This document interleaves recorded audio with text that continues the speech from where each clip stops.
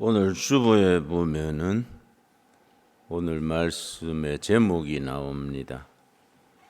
교회 개혁과 사회 개혁. 제목이 너무 거창하다는 생각이 듭니다. 제목은 크게 잡았지만은 소박하게 몇 주간에 걸쳐서 교회 개혁은 어디서부터 시작되느냐? 사회 개혁의 결과는 어떤 사회가 될 것인가? 그런 주제를 두고 생각을 하고자 합니다. 과학 전문 잡지 중에 사이언스라는 제목의 잡지가 있습니다. 그 잡지 제목이 사이언스입니다. 1919년 6월호에 특별한 기사가 나와 있습니다. 세계 각국 시민들의 정직도 조사했는 보고서가 실려 있습니다. 40개국 17,000명을 대상으로 40개 나라의 시민들의 정직도가 어느 정도냐, 그걸 조사했는 보고서입니다. 어떻게 조사했느냐 하면은 돈이 들어있는 지갑을 그 지갑 속에 명함이나 연락처 들어있는 지갑을 이렇게 공개된 장소에 떨어뜨려 놨습니다.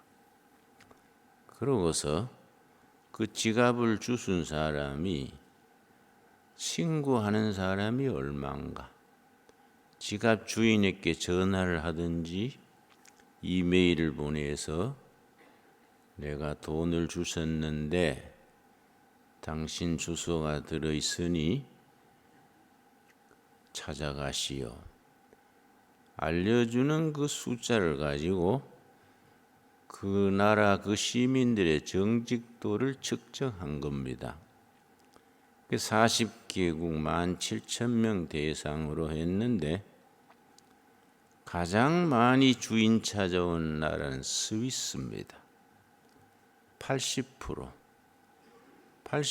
시민들이 주인에게 연락해서 찾아가도록 하고, 가장 적게 나온 나라는 중국입니다. 8%. 근데 대만은 22%. 그러면 대만도 중국 사람이고 중국도 본토도 중국 사람인데 왜 차이가 나느냐?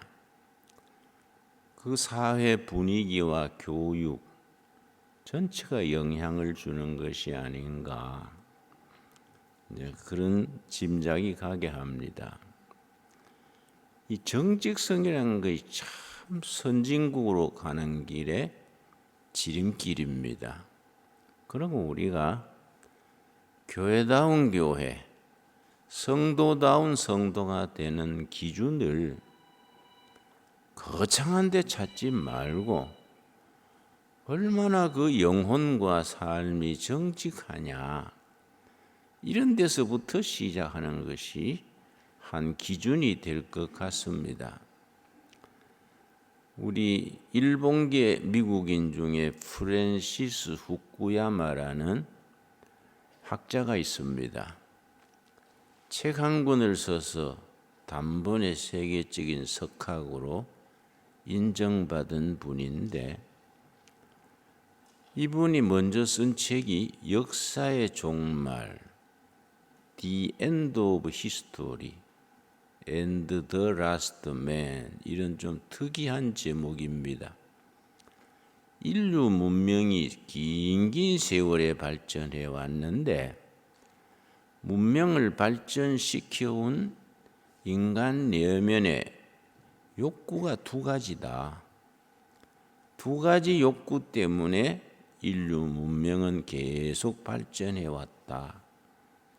첫째가 뭐이냐? 경제적으로 보다 더 잘 살고자 하는 욕구. 예를 들면 아파트 12평 살다가 17평으로 옮겨가고 좀 형편이 나아지면 30평으로 그 다음에 50평으로 경제적으로 보다 더 잘 살고 싶어하는 인간의 니드, 그게 인간 문명을 발전시켜온 첫째다.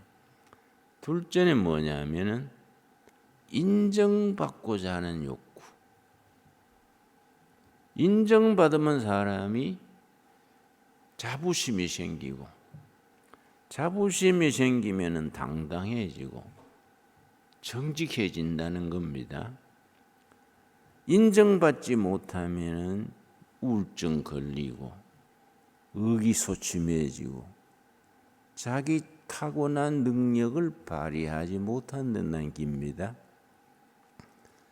참, 그래서 예수님께서 말씀하시기를 너희가 사람들 앞에서 나를 시인하면, 인정한다는 말의 단어입니다. 사람들 앞에서 너희가 나를 인정하면, 시인하면 나도 하나님 아버지 앞에서 너희를 인정할 것이고, 너희가 사람들 앞에서 나를 부인하면, 시인하지 아니하면 나도 아버지 앞에서 너희를 시인하지 않을 것이다. 복음서에 있는 말씀입니다. 근데 그 프랜시스 구야마가 두 번째 아주 좋은 책을 썼는데 그 책 제목이 더 트러스트, 신뢰란 신뢰. 책 제목이 신뢰입니다. 핵심이 정직과 신뢰가 있는 사회, 그 국가가 선진국으로 간다. 국민이 정직하고 서로 신뢰하는 사회는 선진국으로 가는 지름길이다. 국민이 정직하지 못하고 서로 신뢰하지 못하는 사회는 후진국으로 머물 수밖에 없다. 그 핵심이 그 내용입니다. 우리가 크리스찬이 된다는 것은 정직한 영혼이 된다는 겁니다. 우리의 정직은 인간관계를 통해 정직 이전에 잠언서에 분명히 말씀합니다. 여호와 앞에서 정직하라. 하나님 앞에서 정직하라. 창세기 요셉의 얘기가 있습니다. 요셉이 10대 소년의 형들에게 팔려서 에집트 보디발의 집에 몸종으로 갔는데 얼마나 정직하고 근면했든지 그 보디발이라는 그 나라 에집트의 그 국방부 장관 격인 경호실장 격인 그 집안에서 종으로 온 요셉을 총무로 삼았습니다. 그랬더니 그 부인이 외로웠던 모양이지요. 요셉이 미소년이니까 자꾸 무슨 눈에 안질 있는 여자 매래 찡긋찡긋하고, 응? 그걸 추파를 던진다 그러지요. 어떻게 잘해보려고, 미소년이니까.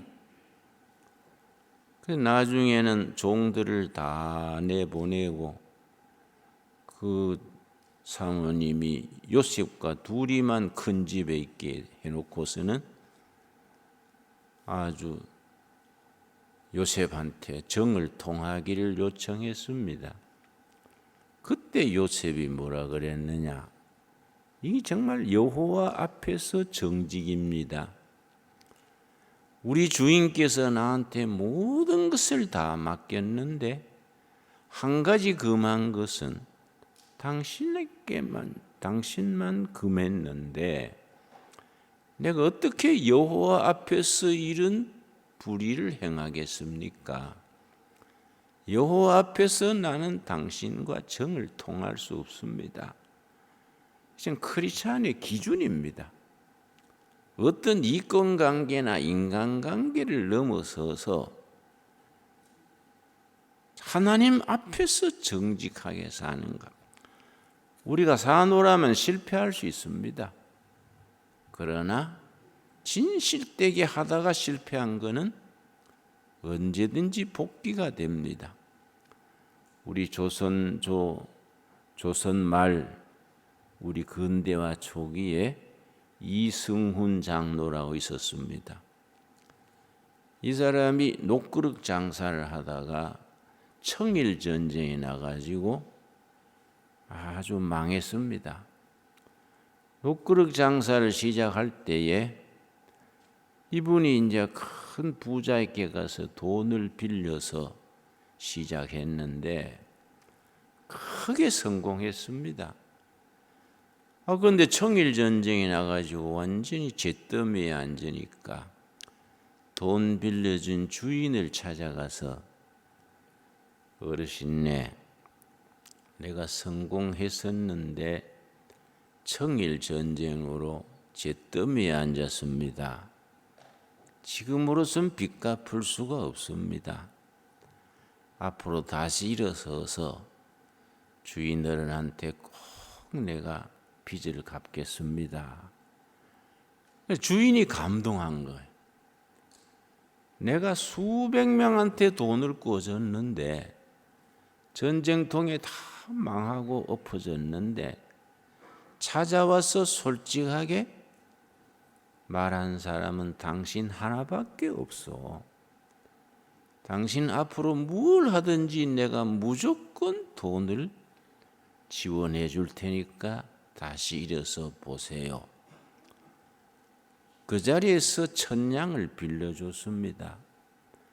그 어른이 다시 시작해서 크게 큰 말하자면 갑부가 된 거지요. 그런데 이분이요, 평양의 모란봉 위에 쾌재정이란 정자가 있습니다. 거기에 미국 갔던 도산 안창호 선생 연설한다는 얘기를 듣고 연설을 들으러 갔습니다. 청년 도산 안창호 선생이 국민들에게 정말 용기를 심고 어떻게 하면 우리가 일본 제국주의의 지배에서 벗어날 수 있는가, 그걸 이제 모란봉 꼭대기 쾌재정 정자에서 공개 연설을 한 겁니다. 안창호 선생 얘기가 일관된 얘기가 뭐냐, 우리가 왜 일본에게 종살이 하게 됐느냐, 거짓말을 좋아하고 정직하지 못해서 그렇다. 이건 하늘이 내린 벌이다. 우리가 정말 독립국을 만들려면은 건전한 인격, 정직한 국민이 돼야 된다. 이 연설을 듣고 이승훈 어른이 크게 깨달아가지고 3가지를 실천했습니다. 상투 치고 있었는데 상투를 자르고 술을 딱 끊고 예수 믿게 됐습니다. 그리고 고향에 가가지고 마을 이름이 오산리 오산학교를 세워가지고 민족의 인재들을 키우고 그 마을 전체가 다 예수 믿게 됐습니다. 마을 전체가 주일날은 전부 농사일을 쉬고 성수주일하고 새벽기도도 마을 사람 다 새벽기도 나오고, 그리고 오산 중학교를 세워가지고 많은 인재들을 거기서 배출했습니다. 우리 고려파의 순교자 주기철 박사님, 그 오산학교 출신이지요. 조만식 장로님이 거기에 교장이랬지요. 이광수 선생님이 또 국어 선생을 했었지요. 우리 교회가 정직한 사람들의 모임이 돼야 됩니다. 지금 교인 그러면 말 잘하고 술, 담배 안 먹고 안 피우고 뭐 그런 식으로 생각하지요. 그것 다 필요하지만은 교인 그러면 그 사람은 정직하구나, 정직한 사람이구나, 그런 인식을 받아야 됩니다. 내가 일본에 가서 한 호텔에 머물면서 밤사이에 엽서를 한 50장 안부 편지를 써서 밑에 이제 카운터에 가서 직원한테 좀 붙여달라고 줬습니다. 그리고 엽서 값을 얼마를 쳐서 준 걸로 알았는데 나중에 가서 편지 붙였느냐 그랬더니 당신이 아직 엽서 값을 안 줘서 못 붙이고 있다. 엽서 값을 먼저 선불해야 됩니다. 그래서 지난번에 내가 엽서 줄 때 우표값도 주지 않았느냐 그랬더니 당신 착각했다. 내가 아직 안 받았다. 그렇지 않을 텐데 내가 분명히 엽서값을 줬는데 그랬더니 그 호텔의 카운터에 직원이요 딱 정색을 하고 영어로 그래요. I am Japanese. 나는 일본인이다. 야. 일본인은 거짓말 안 한다 그런 뜻이야. I am Japanese. 눈을 딱 불씨가 사무라이처럼 그려서 내가 그 이상하다. 응? 그 나도 I am Korean. 뭐 한국 사람은 거짓말 한 줄 아냐? 그러고 올라와가지고 보니까 서랍에 돈이 있어요. 그래 내려가서 사과했습니다. 내가 사과하러 왔다. 왜 왔냐? 코리안이기 때문에 사과하러 왔다. 정직해야 돼요. 국민들이 우리는 정직한 국민이다. 그런 자부심이 있어야 됩니다. 여러분 인터넷 홈페이지에 hotel.com이라는 홈페이지가 있습니다. 어디 쳐보면 hotel.com 치면 나옵니다. 거기에 무슨 특별한 보고서가 있느냐 하면은 그 호텔 연합회에서 고급 호텔 방에 있는 물건을 들고 나가는 그걸 국가별로 조사한 보고서가 있습니다. 그런데 한 1년 통계를 내보니까 가장 깨끗한 국민이 덴마크 국민이에요. 호텔 투숙객 중에 덴마크 사람들은 12%만 뭘 들고 나갔는데 그건 잡지 같은 거, 유인물 같은 거. 그런 건 어떻게 하면 들고 가도 될 것 같다는 생각 드는 그런 거 12%. 대만 사람, 한국 사람은 20%. 그것도 그냥 잡지 같은 거. 그런데 중국 사람은 34%. 그런데 물건이 달라요. 시계, 전등, 고급 담요 이런 걸 들고 나간 걸로 아주 호텔닷컴에 치면 나옵니다. 중국에서 항의를 하고 뭐 그랬습니다.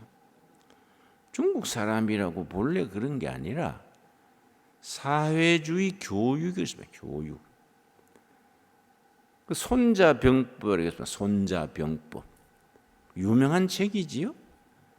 그걸 아주 중국 사람들은 최고의 경륜서로 잡는데 손자병법의 핵심 뭐냐면은 군사를 움직인다는 건 병이란 건 뭐이냐? 속임수를 쓰는 거이다. 군사가 적으면 많은 것이 속이고 많으면 적은 것이 속이고 병이라는 것은 속임수다. 그러니까 우리가 성경하고는 완전히 다른 말씀이지요. 딴 말이지요. 잠언 2장 21절 한번 보겠습니다. 잠언 2장 21절 말씀. 우리 자면은 우리 국민 교과서가 돼야 됩니다. 하나님을 안 믿어도 잠언은 열심히 읽어야 됩니다. 물론 우리들 신앙인들은 말할 것도 없고요. 잠언 2장 21절 말씀. 우리 신앙인들이 금과 옥조로 지켜야 될 게 뭡니까? 진실한 국민, 정직한 영혼, 신앙인의 이거는 기본입니다. 21절, 2장 21절. 대저 정직한 자는 땅에 거하며 완전한 자는 땅에 남아 있으리라. 이 말을 조금 원문대로 살리자면은 정직한 자들이 땅의 주인이 될 것이며 정직한 자들이 하나님이 번성하도록 그렇게 축복하신다는 겁니다. 완전한 자는, 완전한 자란 말은 나무랄 데 없는 사람, 나무랄 데 없는 사람, 성실한 사람은 땅에 남아 있으리라. 하나님의 말씀입니다. 여러분, 내가 아주 참 자주 추천하는 책을 갖고 왔는데요. 독일의 막스 웨버, 유명한 사회학자지요. 사회학자의 시족격입니다. 프로테스탄티즘 윤리와 자본주의 정신이라는 아주 참 고전에 속하는 책입니다. 쉽게 쓰고 얇게 썼으니까 꼭 여러분 한 번씩 읽고 자녀들한테 읽혀야 됩니다. 프로테스탄티즘 윤리와 자본주의 정신. 이 사람은 뛰어난 사회학자니까 독일 사회를 관찰을 했는데 종교가 없는 사람과 종교 있는 사람, 종교인과 비종교인을 구별해서 봤더니 종교인들이 비종교인보다 빨리 성공하는 거예요. 물질의 성공과 사회적인 성공. 근데 종교인 중에서도 기독교 신자들이 다른 종교인에 비해서 훨씬 빨리 성공하고 빨리 사회적으로 진출하는 거지요. 또 기독교인 중에서도 캐톨릭 신자에 비해서 개신교 신자가 빨리 성공하는 거이지요. 쉽게 우리나라 국회의원만 봐도 그렇습니다. 우리나라 국회의원 숫자가 300명입니다. 127명이 개신교 신자입니다. 90명이 캐톨릭 신자입니다. 42명이 불교 신자입니다.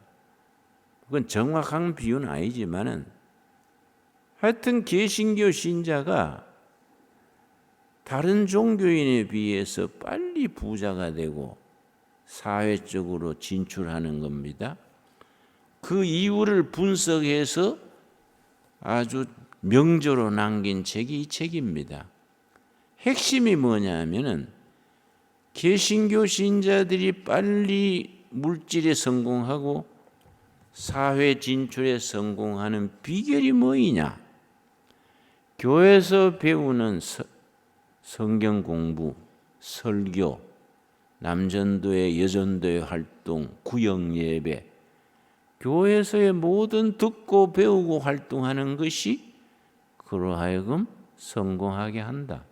그러면 교회에서 듣고 배우는 것의 핵심이 뭐이냐? 한 사람의 실례를 들었습니다. 이 책에. 미국의 개척기에 아주 선구자인 벤자민 프랭클이라는 사람이 있습니다.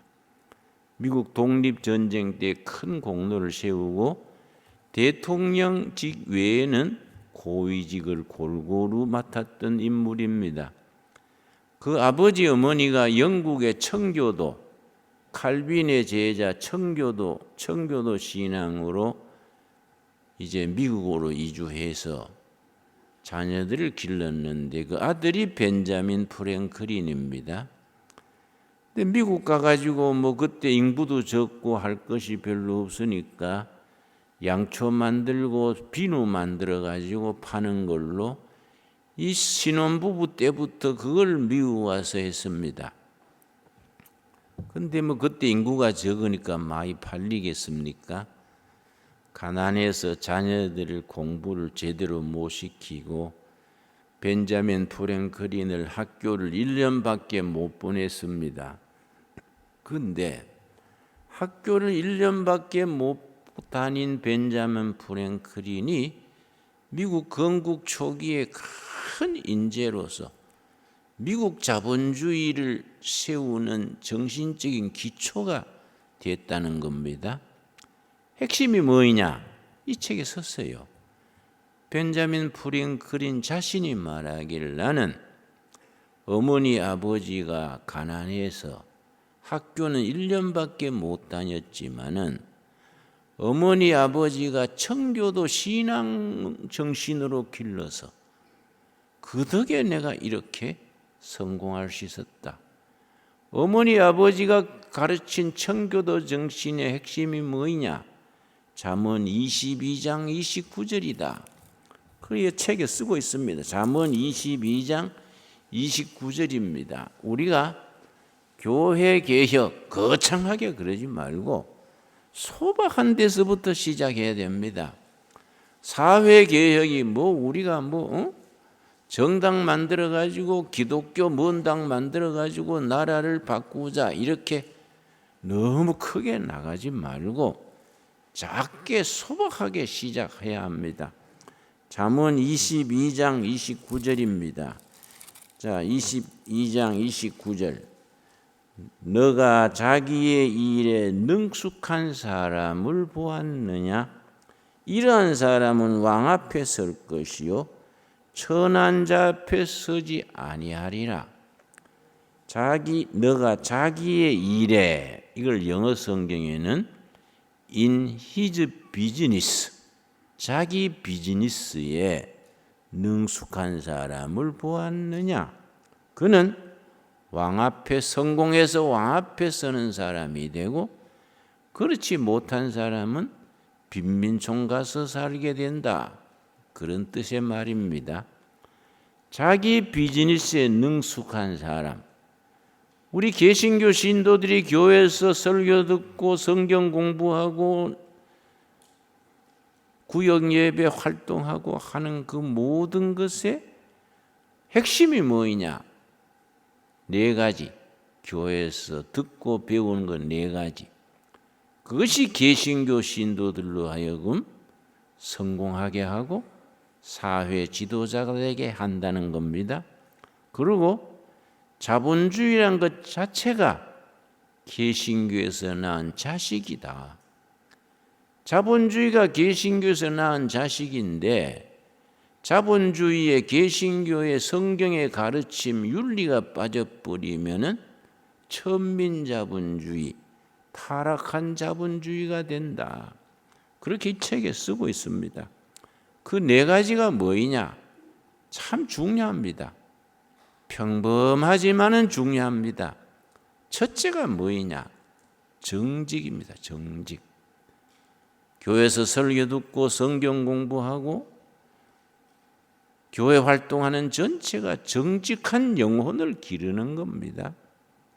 둘째가 근면입니다. 근면. 부지런한 것. 근면. 시간 자체가 하나님이 주신 선물이지요. 하나님이 주신 선물을 게으르게 헛세월 보내지 아니하고 부지런하게 땀 흘려 일하는 것. 그 요한복음에 뭐라 그랬습니까? 예수님께서 이르시기를 아버지께서 일하시니 나도 일한다. 하나님이 보내신 일꾼으로 이 세상에 태어나서 열심히 일하고 근면하게 살다가 천국으로 옮겨가는 겁니다. 3번째 뭘 들었냐면은 절약입니다. 절약. 검소하고 절약한 것. 크리스찬이 낭비하는 삶은 성경적이 되지 못합니다. 절약. 왜냐? 모든 물질이 내 것이 아니라 하나님이 나한테 맡기신 것이지요. 그걸 청지기 정신 그럽니다. 여러분, 우리 재능, 우리의 인생, 재물, 사업 하나님이 다 맡기신 것으로 믿습니까? 그게 무슨 정신이라고요? 청지기. 하나님이 맡긴 물건을 잘 관리하는 겁니다.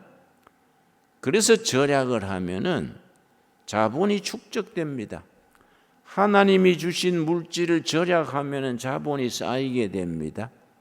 자본이 쌓이면 기업에 투자를 합니다. 그러면 기업이 활성화되면 세금 바치고 11조금 내고 또 고용을 증대하고 기술을 개발하고, 이래서 자본주의는 개신교가 낳은 자식이라는 겁니다. 그런데 자본주의에서 신앙의 윤리가 빠지면 어떤 자본주의가 되느냐? 천민자본주의, 타락한 자본주의가 된다는 거지요. 우리도 지금 정치적으로 민주주의, 경제적으로 자본주의, 사회적으로 복지사회를 추구하는데 우리 성도들의 역할이 큽니다. 교인들이 교회에서 배운 대로 첫째 정직하게, 둘째 뭐라 그랬습니까? 근면하게, 셋째 뭡니까? 절약 검소하게, 네 번째가 성실하게. 성실하다는 말은 그 핵심이 약속을 잘 지키는 겁니다. 하나님 앞에서 약속, 사람과 사람 사이의 약속, 그 약속을 잘 지키는 성실한 사람, 이 네 가지가 교회에서 배우고 훈련받았기 때문에 교인들이 빨리 성공한다. 독일 사회를 분석해서 이런 책을 막스 웨버가 쓴 겁니다. 우리가 첫째는 성경 말씀을 열심히 읽어야 되고, 그 위에 좋은 책들을 늘 읽으면서 우리 정신적인 양식을 삼아야 합니다. 이 책은 서울대학교 경제학 교수인 송병락 교수가 쓴 책입니다.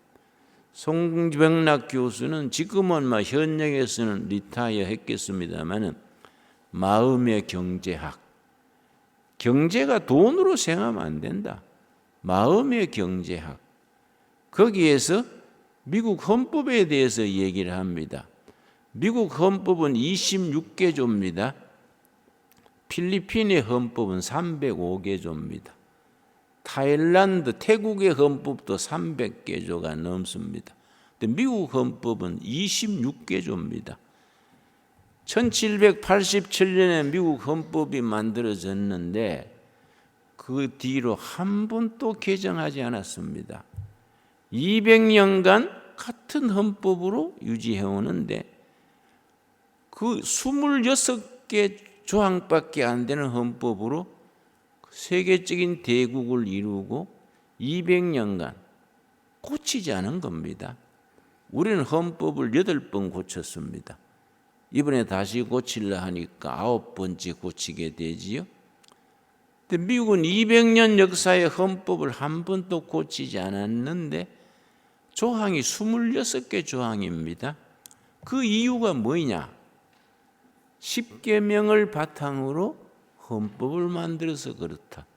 10계명 정신의 기초 위에서 그 중에 이제 도적질하지 말라. 이건 간단하게 도적질하지 말라가 아니고 그 배경에는 개인이 성실하게 모은 재산을 인정해줘라. 사유재산 제도에 대한 철저한 이거는 확신입니다.